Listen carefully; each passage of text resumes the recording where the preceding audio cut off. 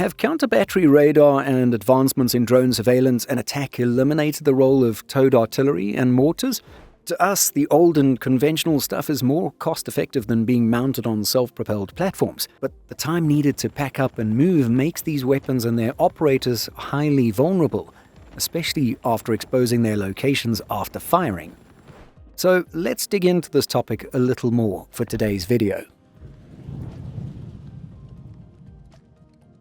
In our first year of existence as a YouTube channel, we were honored to be invited out to several media events hosted by NATO multinational units in the Baltics. While we appreciated the demonstration of combat readiness and the ability to project firepower, we were also left wondering about the effectiveness of certain weapons on the modern battlefield. Our two first-hand examples during our field trips were Canada's M777 155mm towed howitzer and France's MO-120RT, a towed 120mm mortar. The benefits of these weapons are clear. They are cheaper to acquire while being more air transportable than equivalent weapons mounted on vehicles.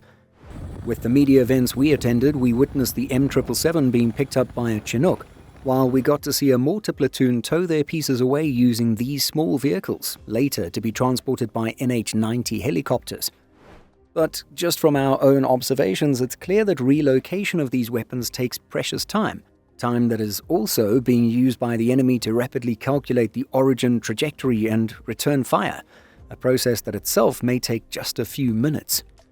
Indeed, advanced counter-battery radar can provide almost instant trajectory calculation and identify the enemy's firing position. Feeding those coordinates to well-positioned and ready-to-fire guns leaves little time to avoid the consequences of counter-battery fire.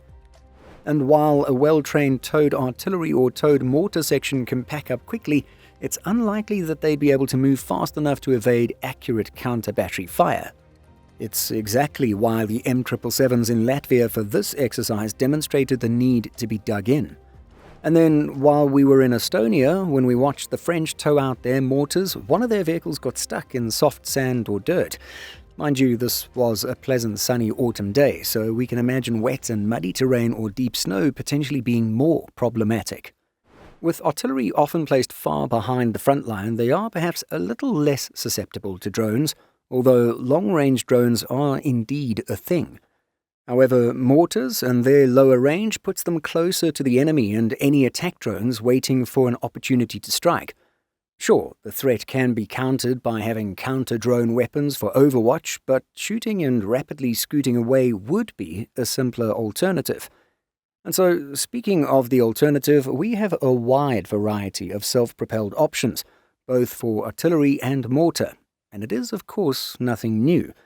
In fact, the British gun carrier Mark I, introduced in 1917 during the First World War, is recognized as the first true self-propelled artillery piece, and things have only gotten bigger and more mobile since then. It's more than likely the reason we no longer hear about towed guns being purchased. With older pieces increasingly left to reserves and reservist training, any artillery acquisition these days seems to concern self-propelled platforms. In our corner of the world, the Baltics and Nordics, we see a variety of mobile gun platforms. The most common being the South Korean K9, French Caesar, and Swedish Archer. Lithuania also has its second-hand PZH-2000s acquired from Germany, while Denmark replaced its Caesars donated to Ukraine with the Atmos from Israel. And if shooting and then scooting is not enough, the RCH-155 offered by the KNDS group takes things to the next level, shooting whilst scooting. The company's advanced gun module can be fitted to a variety of wheeled and tracked platforms to fire artillery on the move.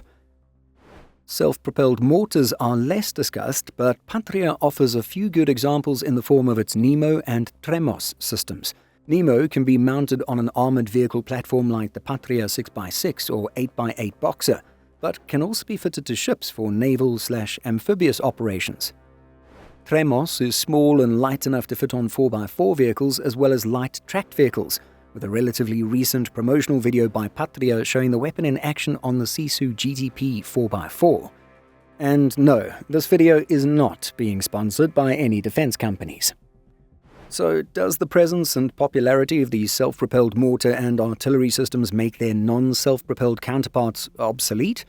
No, not completely, but only in specific environments and scenarios. Obviously, wheeled and tracked platforms can only go where the land supports vehicle weight, and getting to or through tough terrain may not be possible. It's not just soft ground, as we also have to consider water obstacles and mountainous terrain.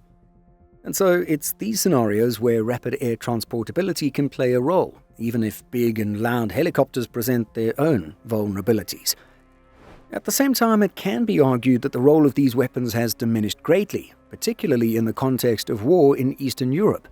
They would be more useful against insurgents in the mountains of northern Afghanistan, but less so on the more open landscape of continental Europe and a near-peer adversary with advanced radar. Mortar systems with a size of 81mm and smaller can be more easily transported and may have a longer-lasting role to play on or near the front lines with light infantry units. If you have the manpower, then their extremely low cost combined with high portability and small footprint fills that gap between bullets and artillery, without as much dependence on a vehicle with its own operating complexities. But of course, we'd love to hear what you have to say about this. Is there still a role in modern near-peer conflict for guns like the M777 and larger caliber mortars like France's 120mm? Or are they simply too vulnerable due to the enemy's modern technologies? Do let us know by leaving a comment.